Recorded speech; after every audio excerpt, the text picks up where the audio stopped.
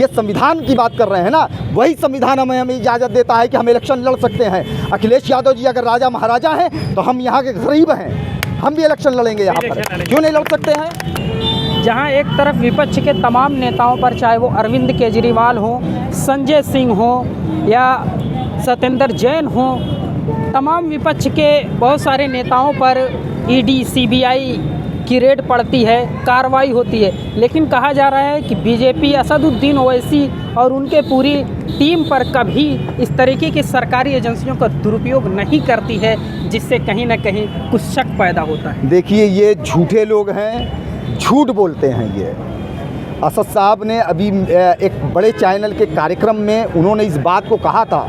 उन्होंने कहा था कि मीडिया ने पूछा जबकि आपके ऊपर क्यों नहीं पड़ता है, तो उन्होंने बताया मैं सरकार में नहीं हूँ, मैं मंत्री नहीं हूँ, मेरे ऊपर घोटाले के इल्ज़ाम नहीं है, मेरे घर में ईडी सीबीआई क्यों आएगी। उन्होंने यह भी बताया कि मेरे लोगों को ईडी सीबीआई परेशान कर रही है, मगर मैं इसका रोना नहीं रोऊंगा, उसके लिए हम लड़ाई लड़ेंगे। तो ये झूठे लोग हैं, इन्होंने झूठ बोला है, हमेशा इन्होंने झूठ बोलकर हमारी कौम को पस्ती के हालात में ले जाके डाल दिया है। और हम लोग देखिए कोशिश कर रहे हैं, महाज पर टिके हुए, आने वाले 10 साल के अंदर इंशाअल्लाह ताला यहाँ सरकार बनाएंगे।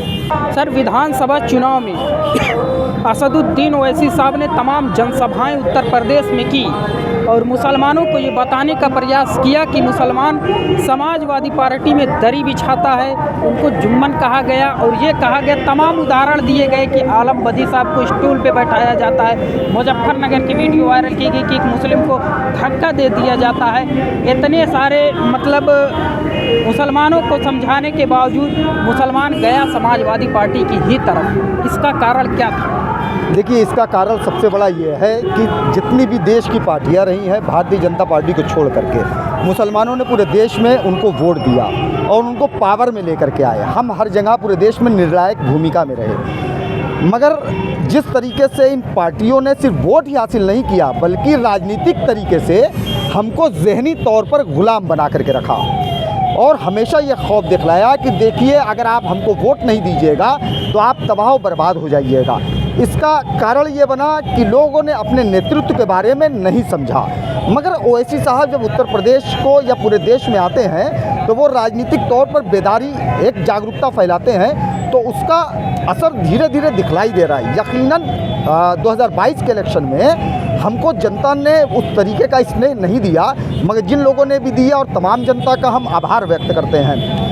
मगर जनता भी समझ रही है और आने वाले वक्त है, मुझे पूरी उम्मीद है कि वो MIM की जानिब बहुत ही तेज़ी है, क्योंकि उत्तर प्रदेश की एक बड़ी खूबसूरती है कि वो जल्दी किसी के साथ चिपकती नहीं है, चिपकती है तो फिर छोड़ती नहीं है। आप लोगों ने देखा 2022 के इलेक्शन में अगर कोई दाढ़ी रखा हुआ और टोपी लगाया हुआ अगर वो मंच पर होता था तो अखिलेश यादव जी के लोग उनको धक्का दे देते थे, तो तब भी मुसलमानों ने 80% से ज़्यादा इनको वोट दिया। इससे दो चीज़ें साबित होती है।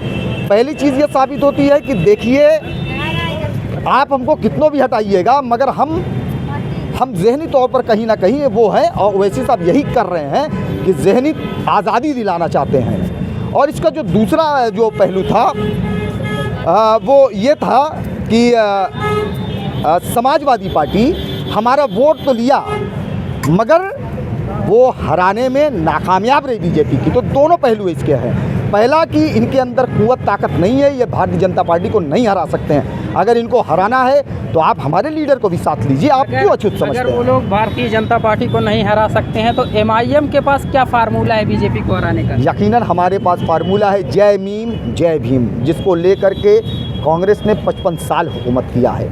देखिए, कोई भी चीज़, एक दुकान चलाने में 5 साल के वक्त लगते हैं, तो ये पूरा अगर प्रदेश और देश को चलाना है और अपने वोटर्स को वो करना है तो जाहिर सी बात इसमें वक्त लगेगा। जागरूकता नहीं इतनी जल्दी आती है। हम लोग क्रांति बर्पा करने की यहाँ कोशिश कर रहे हैं। इंशाअल्लाह ताला आने वाले वक्त में होगा सारी चीज़ें। मैं तो जनता से कहता हूँ कि आप आज का नहीं, आने वाले 10 साल का ख्वाब देखिए, वो भी सोती हुई आँखों से नहीं, जागती हुई आँखों से।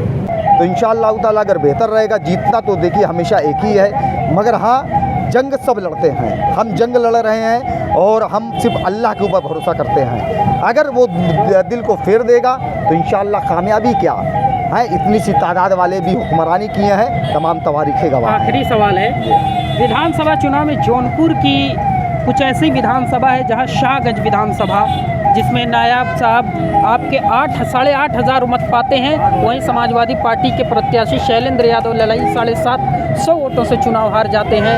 कहीं ना कहीं 8,500 और 750 बीजेपी वहां जीत जाती है। फिर सदर में आते हैं जहां अरशद खान का बताया जा रहा है जीता जीता चुनाव हार गए। झूठ बोलते हैं, वो झूठ बोलते हैं। अभी अरशद खान साहब ने मानी में खड़े होकर के कहा नहीं, इसको आप अलग से कटिंग करके चलाइएगा। आप लोगों के जरिए बात उनके राष्ट्रीय अध्यक्ष अखिलेश यादव जी तक जानी चाहिए, क्योंकि वो उनके एक अच्छे कार्यकर्ता नहीं है समाजवादी पार्टी को। उन्होंने पहले ही कहा ये कि अगर हम चुनाव हारे हैं तो ऊपर की गलतियों की वजह से चुनाव हारे हैं, और ऊपर की गलती की वजह से उत्तर प्रदेश में 100 से 150 सीट हारी है समाजवादी पार्टी और सरकार नहीं बन पाई। उन्होंने अखिलेश यादव जी पे कमेंट किया, मैं यही कहता था, जनता नहीं मानती थी कि समाजवादी पार्टी हमारी बदौलत नहीं हारी, हमारी बदौलत उत्तर प्रदेश में 6 सीट हारे हैं, और आपके जो लोग हारे हैं, मैं हमेशा कहता था कि अखिलेश यादव जी की गलत पॉलिसीज़ की वजह से हारे हैं, टिकट डिस्ट्रीब्यूशन की, ये बात है। और दूसरी बात कि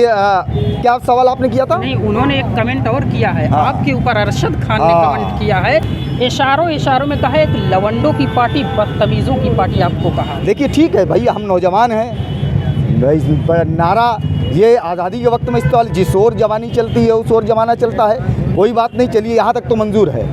मगर जो आपने कहा बदतमीज़ की पार्टी, मैं आपके ज़रिए से उन तक बात पहुँचाना चाहता हूँ कि असदुद्दीन ओवैसी साहब देश के एक सम्मानित नेता हैं, सम्मानित सांसद हैं, उनको सर्वश्रेष्ठ सांसद का अवार्ड मिला है, सदन में सबसे ज़्यादा सवाल पूछने का अवार्ड मिला है, उनकी बातों को पूरे देश नहीं दुनिया में सुना जाता है, वो तार्किक बातें करते हैं। वो जब बोलते हैं, चाहे नरेंद्र मोदी साहब वज़ीर आज़म हो, चाहे वज़ीर दाखिला अमित शाह हो, चाहे अपोजिशन के राहुल गांधी सोनिया गांधी हो, उनकी बात को सुनते हैं, चाहे मुल्क के मसाइल पर, चाहे बैरूनी तमाम जो है तो डिप्लोमेटिक मामलात पर वो अपनी बात को रखते हैं।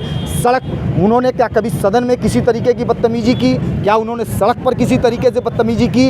अरशद खान साहब की ये जुमले जो है ये बताते हैं कि आप बुज़ुर्ग हो गए हैं, और मुझे लगता है कि शायद मालूम नहीं कितनी उम्र है उनकी, या 60 साल से ज़्यादा हो गए हैं।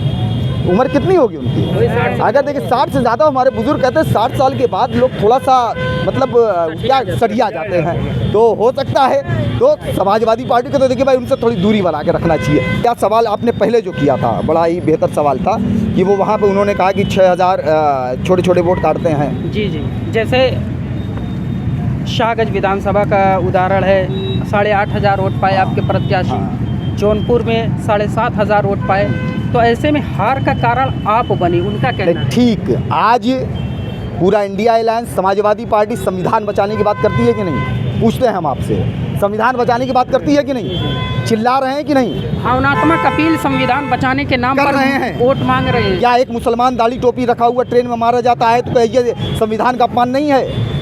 क्या खाने वाली पीने वाली चीज़ों पर कत्ल कर दिया जाता है, क्या ये जो है तो ये संविधान में कहीं है? क्या हमारे हक अख्तियार को किया जा रहा है कि ये संविधान में कहीं है? धारा 341 में हमारे आरक्षण को छीन लिया गया, क्या ये संविधान में कहीं है? हम हमारे अख्तियारात छीने जा रहे हैं, ये संविधान की बात कर रहे हैं ना। वही संविधान हमें इजाज़त देता है कि हम इलेक्शन लड़ सकते हैं। अखिलेश यादव जी अगर राजा महाराजा हैं तो हम यहाँ के गरीब हैं, हम भी इलेक्शन लड़ेंगे यहाँ पर, क्यों नहीं लड़ सकते हैं? क्योंकि यहाँ पर बिल्कुल असदुद्दीन ओवैसी साहब है ना, तो लखनऊ में बैठे हुए मुस्लिम नेताओं की हैसियत वक़ार है, इन लोगों को समझना चाहिए। वो हमारी बदौलत है, हमारे तुफ़ैल में है, वरना ये नेता मुस्लिम बस्तियों में जाने से परहेज़ करते हैं, एकदम यकीनन मैं कह रहा हूँ आपको। तो ये थे इमरान अहमद बंटी साहब, जिन्होंने अपने तमाम जो है तर्क दिए हैं कि आज मुसलमानों को अगर नहीं पूछा जाता है, समाजवादी पार्टी में अगर ये लड़ते हैं तो कंपटीशन देखकर कहीं ना कहीं उनका सम्मान भी हो जाता है। और तमाम इन्होंने अपने तर्क दिए कि आज मुसलमानों की आवाज़ कौन उठा रहा है, और इन्होंने तर्क दिया कि अगर कुछ वोटों से मैं चुनाव अगर समाजवादी पार्टी हारी है तो इन्होंने अलायंस का भी विधानसभा चुनाव में कई बार इन्होंने जिक्र किया था समाजवादी पार्टी से। और बहुत सारे तर्क जो आपने सुने, अभी तक के लिए इतना ही।